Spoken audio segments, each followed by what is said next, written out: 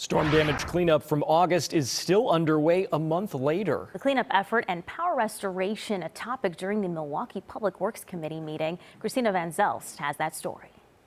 It's been a month since storms ripped through southeastern Wisconsin. From fallen trees to days without power, the destruction was unprecedented. This is the most trees that we've had come down in any one storm, and I think we responded in a good way. It does take time.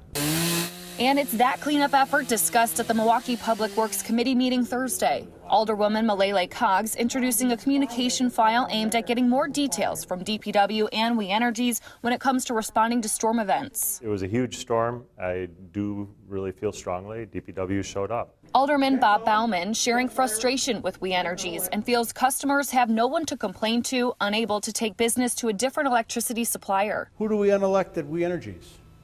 Who does the citizens of Milwaukee have the power to vote out of office at We Energies if they screw up and fail to do their job?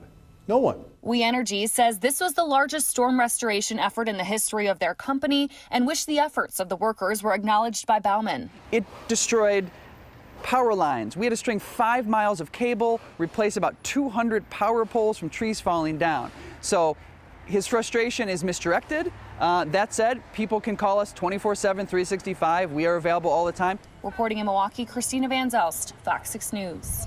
We Energies says it hopes to continue to have an open dialogue with the city. As for Milwaukeeans who still have tree damage to be picked up, DPW says it will pick them up and appreciates the patience as the efforts take time.